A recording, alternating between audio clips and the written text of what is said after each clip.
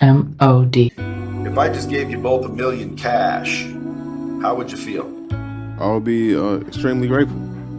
Pumped up? Pumped excited? up. Because I know what to do with it, so I would be extremely happy. Would anybody be able to get you in a bad mood for a little while? Absolutely not. Okay. Deanna, would you agree? I would agree 100%. I'd be Okay. walking on cloud Now- nine. Okay, now pay it on cloud 9, right? Yep. Now listen, because this is big. If I had a bomb button, I'd press it. You ready? Yep. If I said I'll give you the $1 million, matter of fact, I made it 10 million, Okay, but you couldn't wake up tomorrow. You're done. Would you take it? Absolutely not. Okay, so what you're both saying is that just waking up tomorrow is worth more than $10 million? That's hell of a perspective. Yep, it is. Yeah. It is worth it. Then why ain't you feeling that way every damn time you wake up? Now here's the key to the law of accumulation. This law says that everything counts. Everything that you do counts. The biggest mistake that people make is they think that only what they want to count counts. No. When you read a book, when you listen to an audio program, when you go to a course, when you go to bed early and get up early and you work, it all counts. And it's all going on the plus side of your ledger. But when you watch television, waste time, hang out, fool around, and so on, all of that counts as well. And it's going on the negative side of your ledger. This is why most people never get anywhere.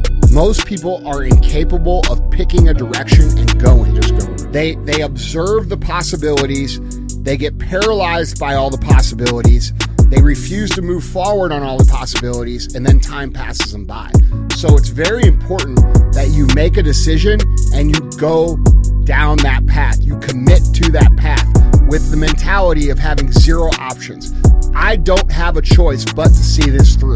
Okay, if I don't see this through, I'm going to be digging ditches. There was a study done in Florida at a tennis academy, and what they looked at was what is the difference between those tennis players that are top 5 in the world versus those that are top 25. Was it their diet? No. Was it their exercise? No. Was it when they started playing the game? No. Was it their coaching? No. What they actually found was this. JP. The difference between the top 5 ranked people in the world and the others in the top 25 was their thinking. In the 10 to 15 seconds after a point had been scored in tennis, those athletes that thought positive things such as, I love this game, there's nowhere else I'd rather be, I may have not got that shot, but I'm gonna get the next one, watch this.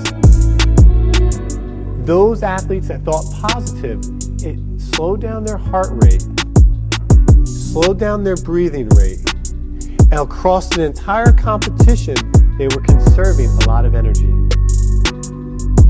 They were feeling better about themselves, and thus, across an entire tennis match, in the end, they were victorious. What's your secret? Because you're showing no signs of slowing down. No secrets. Don't exist secrets. The secret is dedication and hard work.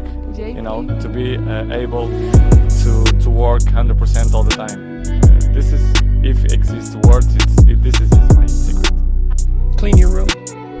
Organize your life. Like, get a routine. Get up every day at the same time. Go to bed at the same time. Establish disciplined habits. And that will help a lot. Schedule. And here's how to use a schedule. Use a calendar. Use Google Calendar, but don't use it as a tyrant. You know, you want to use a calendar as if it's your confidant and advisor. And what you want to do is use the calendar, sit down, open the calendar and think, okay, well, here's what I'm going to do. I'm going to design a week of days that I would really like to have. So what that would mean is that you would schedule things that you would consider meaningful and productive, you know, on a daily basis, so that you feel that your life is justified by having a day like that, and also to schedule enough of your responsibilities so that you make progress day by day instead of falling farther behind. To be doing something that you are truly passionate about. It cannot just be, I want to make money. Everybody wants to make money. You got to be doing the one thing that you would be willing to do for free. The one thing that gets you so excited the sun cannot come up soon enough in the morning because you want to go and do your thing. Right? The one thing that makes you say, I want to become world class at this. And you got to be willing to take those little baby steps that it takes to achieve that. It's those day-by-day goals that make those big things happen. Okay? Remember, it's not what you have, but what you do with what you have that separates winners from losers. It's not what happens to you, but how you respond to what happens to you that counts. In the final analysis, your response to the adversity of life is the real measure of who you are and what you're made of.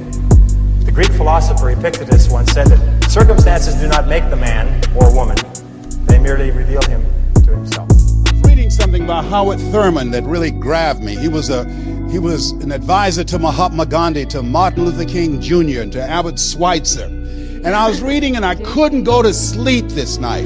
He said the ideal situation for a man or woman to die is to have family members praying with them as they cross over.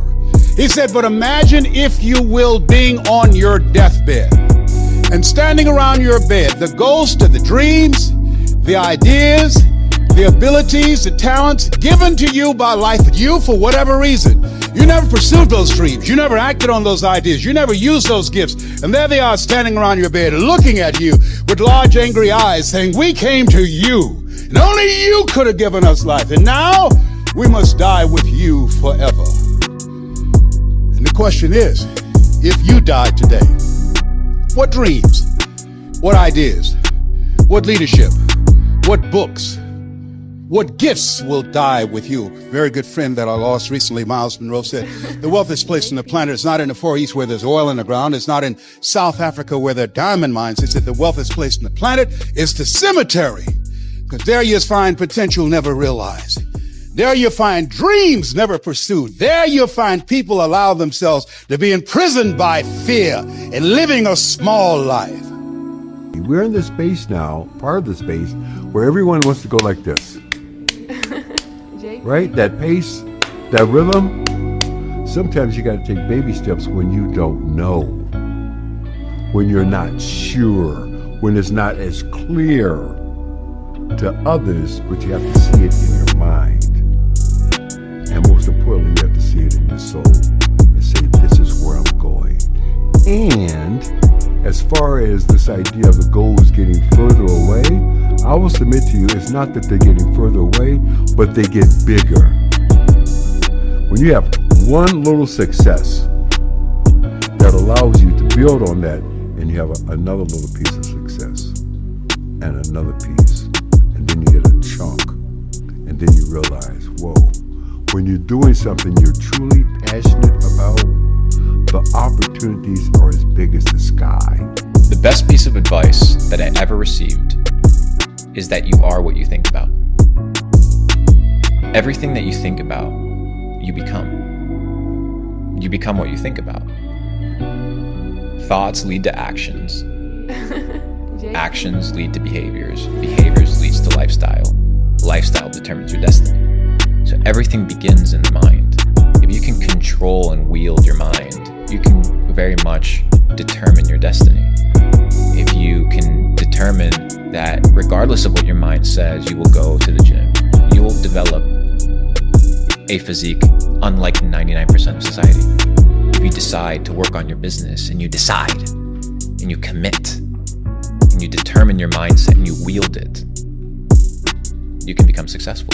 If you determine to be a studious individual and knowledgeable, you will be knowledgeable. If you determine to be rich, you'll be rich. Everything is in your control. If you're going to try, go all the way. Otherwise, don't even start. If you're going to try, go all the way. This could mean losing girlfriends, wives, relatives, jobs, and maybe your mind. Go all the way. It could mean not eating for 3 or 4 days. It could mean freezing at a park bench. It could mean jail. It could mean derision, mockery, Isolation. Isolation is the gift. All the others are a test of your endurance, or how much you really want to do it. And you'll do it, despite rejection and the worst odds, and it will be better than anything you can imagine.